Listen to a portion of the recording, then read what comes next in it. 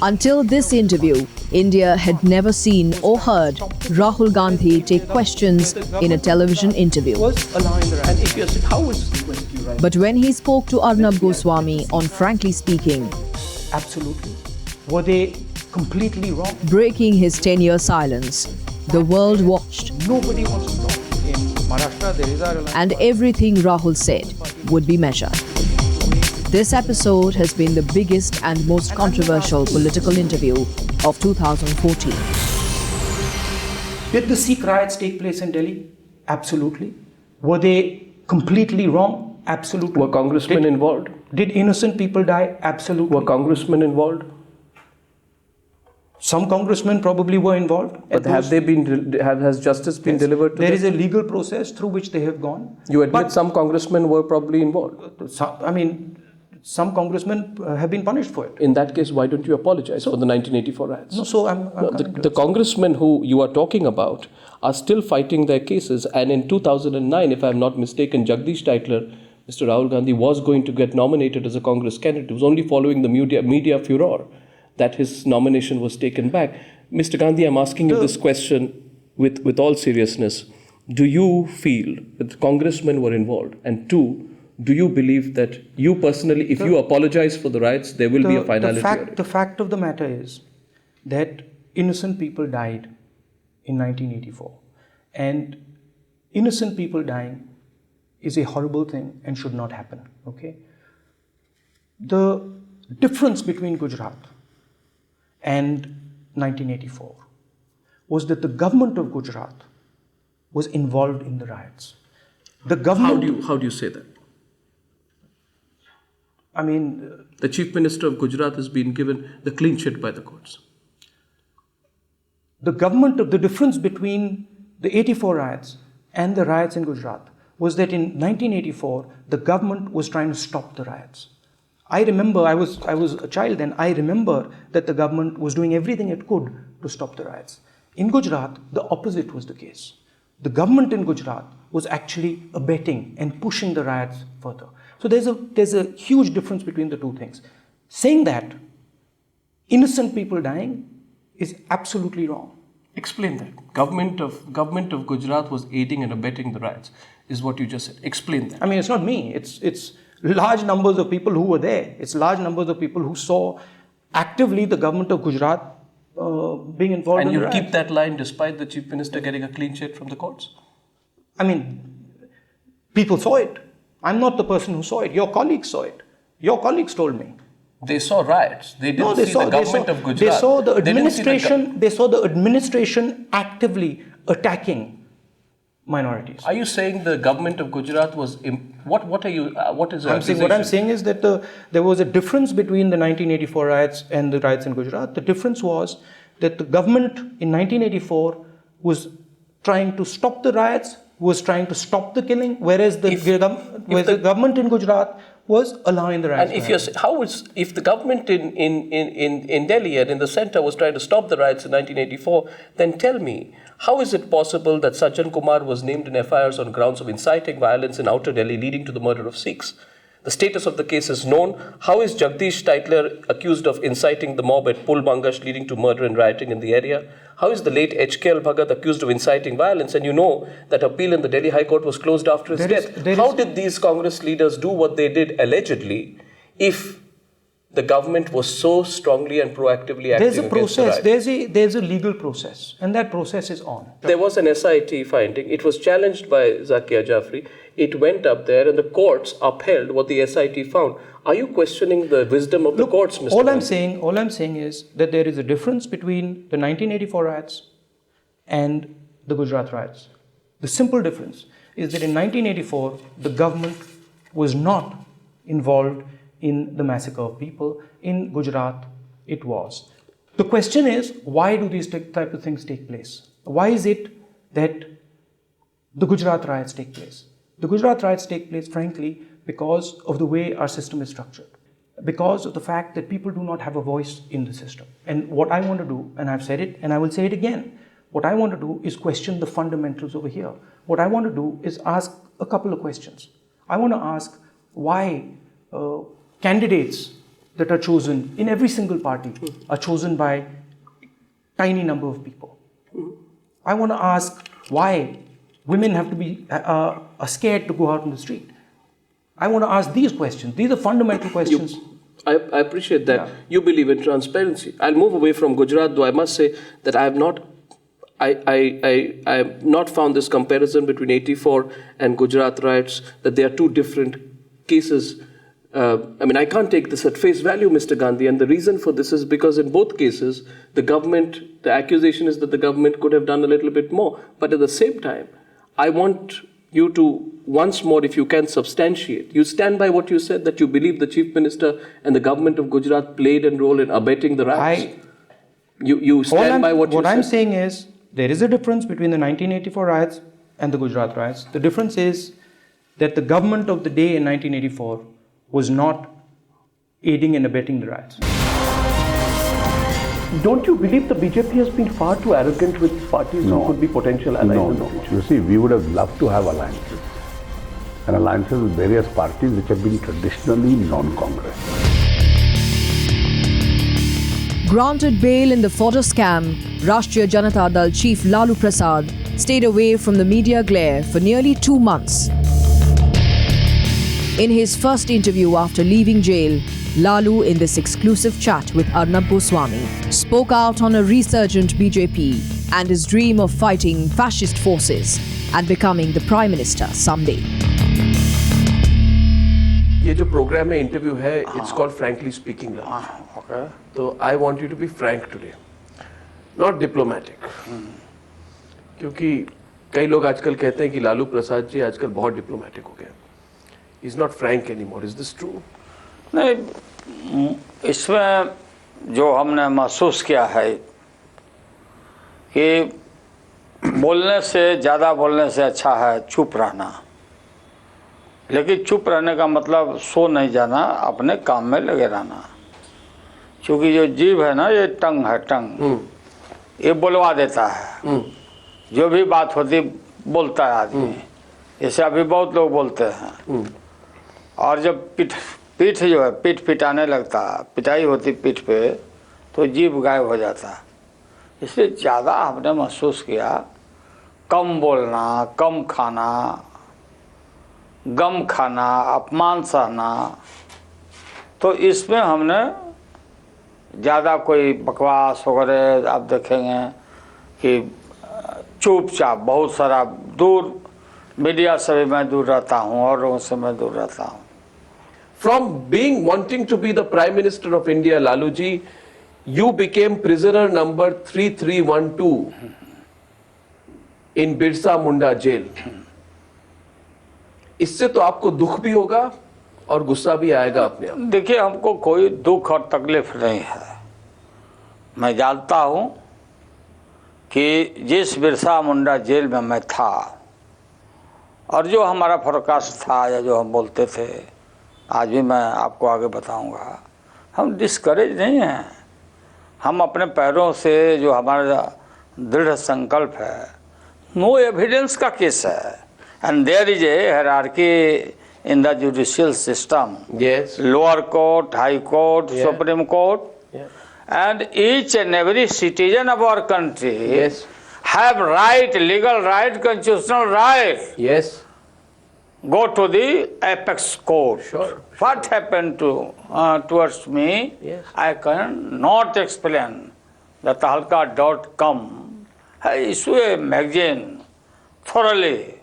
I'm not sitting here before you to discuss the merit and demerit. If the lower court will be take position of the Supreme Court, then in our country there is no need of High Court and the Supreme Court. You got a long rope from the CBI because of your clout, first as Chief Minister, then as somebody who was part of the United Front government, then when you with the Congress government between 2004 and 2009, No. the case got permanently No, delayed no. and pushed and you were the beneficiary of it. How can the same Lalu Prasad today No, say ये that the आपका- CBI is trying to fix it? कभी भी CBI ने, कभी भी CBI ने देवगौड़ा जी के समय में, गुजराल के समय में या कांग्रेस की गवर्नमेंट रही है, कहीं भी सीबीआई या वाजपेयी जी का, याद होगा आपको, जो आदमी मिसचिफ किया, जो इन्वेस्टिगेशन भी नहीं किया ढंग से, यूएन विश्वास, उसको ये एनडीए वाले, बीजेपी वाले गवर्नर बना चुके थे। आप इस सब का इम्पैक्ट समझ रहे हैं कि नहीं Lalu ji?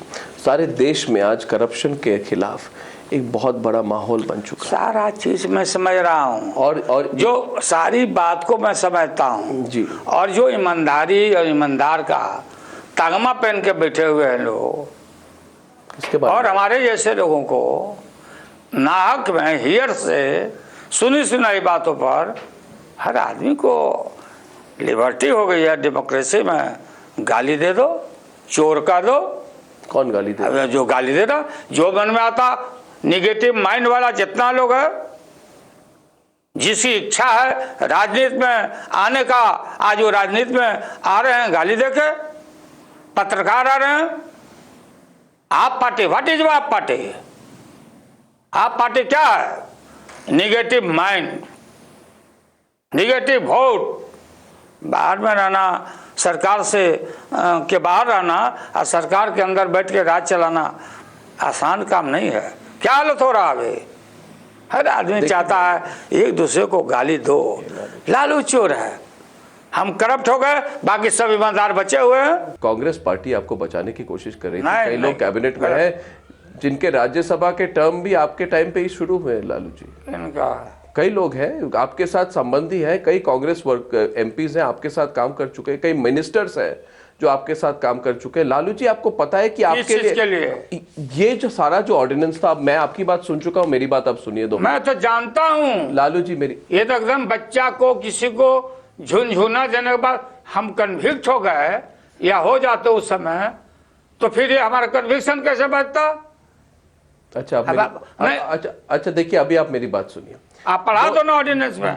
The Congress party which was in power at the center failed to protect the Babri Masjid as it did nothing. Yes. As it did nothing to prevent it. 1 minute. Now, let me complete.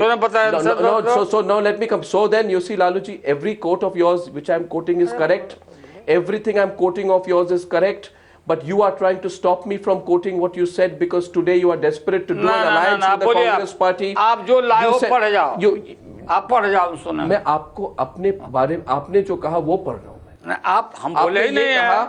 Not only the BJP, the Congress party is equally responsible for the demolition of the Babri Masjid in Ayodhya. लाओ कागज दिखाओ। लालू प्रसाद अप्रैल 2009। अरे आप लाओ, नहीं तो type कर लेना ऑफिस में। लालू प्रसाद अप्रैल 2009। लाओ ना पेपर, लाओ ना रिकॉर्ड। नहीं, आओ ना रिकॉर्ड। बात सुनिए पहले। You are going to deny what you said. ये नहीं बात, हम क्यों बोलेंगे? This is नहीं, बीजेपी, आरएसएस, बजरंग दल ये समूचा जाकर तोड़ा। आपने कांग्रेस पार्टी के बारे में कहा दरभंगा में मनीगची में इलेक्शन मीटिंग हो रही थी, वहां पे आपने बोला, और एक बात आपने बोला, बोलो क्या बोला आपने बोला, if anyone continues to talk nonsense I will reveal more. यानी कि आपने कांग्रेस पार्टी बिल्कुल गलत, आपने कांग्रेस पार्टी को चेतावनी दी। ये चुनाव के पहले भारी कंस्पिरेसी है कम्युनल फोर्सेस के द्वारा कि जो ताकत नरेंद्र मोदी को रोकेगा उसको ऐसी बात करो। बाबरी मस्जिद के मामले में सुनिए, अगर आप होंगे तो। Have you become a symbol of corruption? हर आदमी Have you become? No. Have you become? नहीं, हर आदमी, जो आदमी आ जाता है, सजा होता है, तो लोग समझता कि हाँ यही था, बाकी सब साधु बैठे हुए हैं। अरे हम निर्दोष हैं, बार बार मैं बोल रहा हूँ। हमारी जनता, हमारे लोग, हमारी जनता सारा जानता कि निर्दोष है। कैसे फंसाया गया, कैसे बीजेपी फंसाया, कैसे फिक्स किया। So were you shocked when you went to jail? Please tell me. On that day when you were going into jail, मुझे लगा पिक्चर्स देख के कि you were in a state of shock. आप believe नहीं कर पा रहे थे, आपके सपोर्टर्स नहीं बिलीव कर पा रहे थे, एक मिनट, कि लालू प्रसाद जो प्रधानमंत्री बनने वाले थे, वो बिरसा मुंडा जेल में कोई एक कैदी के तौर पे चले। और ना भाई, कोई जानता है तो मजा ना आप लोग लिया। बाकी कैदियों की तो चिंता आपने नहीं की, आप लोगों ने मजा लिया ये बोल के कह के। अभी भी लालू यादव कैदी नंबर इतना, ये जितना मिसचिफ किया, आप मजा लिया या मजा लेते हैं, ये आज आपका मजा लेने की बात, ये आपका दोष नहीं है। इसमें मजा लेने की हजारों वर्षों से हमारे बाप दादों के साथ यही व्यवहार होते आया है। They have not moved 1 inch, Mr. Modi, on the 2611 trial. And there will be वो सारे इशू आज भी वैसे के वैसे खड़े हैं, आज भी खड़े हैं। In the heat of the 2014 general election campaign, the swords were out as the fight got increasingly personal. At a time when the Congress, led by Rahul Gandhi, dragged Modi's personal life into the poll arena, the BJP had pulled out the Vadra card as a counter.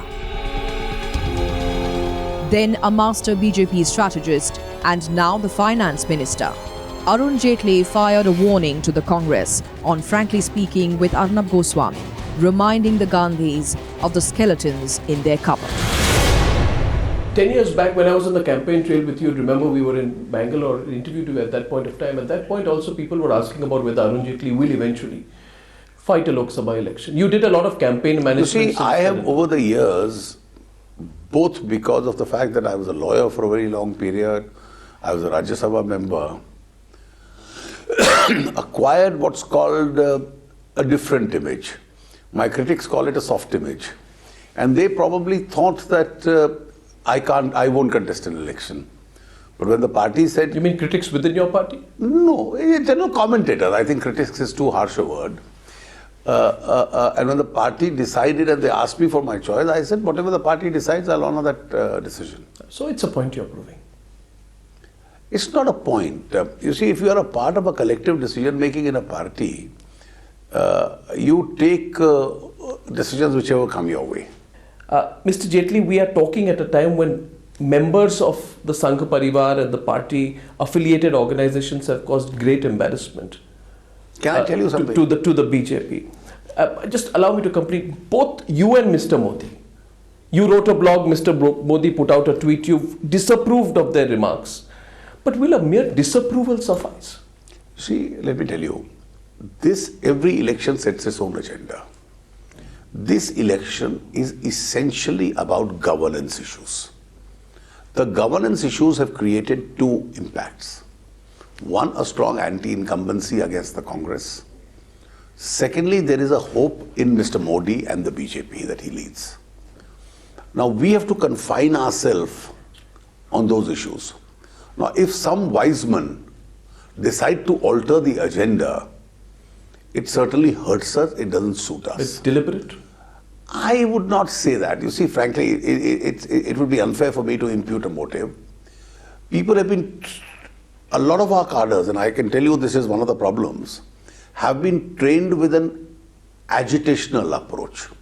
So to make some statements which is a part of the larger agitational approach forms a part of their style. Mr. Jaitley, why are you, I don't understand why you're using words such as we ask our well-wishers to exercise restraint, kindly refrain from making these comments. You're a top leader. You should be instructing these leaders not to talk like this, not politely requesting them. We are speaking and not frankly speaking when we deal with our own party people. Why? So everybody can't follow your style. We have to follow our style. Therefore, polite reminder, and people realize what they are supposed to say. After all, hasn't Giriraj Singh or Kadam for that matter or Uma Bharati restrained themselves from this? My second point to you is on personal attacks and the whole issue of Robert Vadra. Now, you have amplified your attack on Vadra. I don't understand, Mr.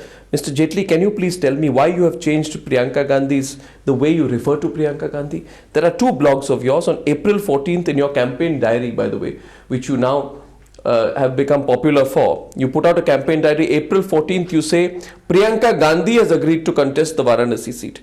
On April 23rd, it becomes Priyanka Vadra. But that's how Ms. the media, Priyanka Vadra should not be in politics. Well, that's not media. I have no method in it. The media alternatively refers to her as a Gandhi or a Vadra. As far as I am concerned, it makes no difference. I would not like to show any personal disapproval or anything which is discourteous to refer to somebody as... Why are you targeting her on Robert? No, I am not personal. Let's be very clear. She made a statement saying that it hurts me when my husband is attacked. Yes. It hurts my children. Yes. I politely reminded her that I agree with you that personal attacks should be avoided. Corruption is not a personal matter, it's a public issue. But then, is your party and your family willing to listen to you? Your brother took up the issue of Snoopgate and brought it. He took up the issue of Mr. Modi's marriage. Her mother took up the issue of calling Modi a maut ka saudagar. What's wrong with that? Why should there be a moratorium on political attacks by the opposition leaders? Well, what applies for the goose applies for the gander. Therefore, there should not be a moratorium. If somebody has made money in an extraordinary manner, why should there be a moratorium? But Mr. Jaitley, your party has not been very kind either. You have used all kinds of words. For example, let me ask you. You have, in your own blogs, Mr. Jaitley, you have referred to Sonia Gandhi's foreign origin in response to Amarinder Singh calling you an outsider. Then yes. You have mocked her televised appeal by using this "Main nahi mom" bar. "Main nahi mom," which was your catchphrase. Have we lost our sense of humor or not? Let me just stop you at both these. Rahul Gandhi led the campaign with a slogan called "Main nahi hum," and then suddenly all of you did programs. That this sudden appeal, the son goes into the background and the mother is told it's your appeal that will work. Therefore, I punned on that slogan and said, "Main nahi hum." So you're saying that was... I think even in the intensity of a political campaign, there is some space for humor. And therefore, I thought the comment was received quite well. No, but you expect people to believe, Mr. Jaitley, that you've not picked up the Vadra issue as a response to Rahul Gandhi's picking up the issue of Mr. Narendra Modi's marriage? No, Arnab, I have never... Is there not a link between these two? No, there is a link. There is a link. There is a link, and let me explain to you the link. I have, as a rule, never spoken on persons. I speak on issues. I have breached that rule twice myself. The first I breached it when Rahul Gandhi took up the issue of the so-called child marriage of Mr. Modi. I reminded him that this is a legitimate child marriage, which is on paper. He's disclosed the truth. If you want to go this far about legally valid relationships which may not have been acted upon... Why do you say go so far? How is it an issue? How is it an issue? Kapil Sibal says it's a technical issue. We're raising it technically. No, it's not a technical. Let Mr. Kapil Sibal also remember. And Mr. Kapil Sibal himself remember. And that is what I reminded everybody. There are a large number of people in public life, in the Congress party, who have relationships which are not legitimate. Have we ever questioned them? How is that an issue? Now that's a threat. You see, no, from it your was side, a threat. Yes, you are right, Arnab, you've got it right. It was a threat. And the threat was, if you try and make a legitimate relationship not acted upon into an issue, then other relationships, I didn't name anybody, can also be made an issue. And I'm glad the Congress party responded to them. Some wiser sense prevailed and said, we dropped the issue. That's when they dropped the issue. Otherwise, if you go into a situation where legitimate and illegitimate relationships, personal lives become issues, Indian politics will be a mess. Congress started it. They had to be given a rap on the knuckles. They had to be reminded that they have too many skeletons in their cupboard. Why do you call it skeletons in the cupboard?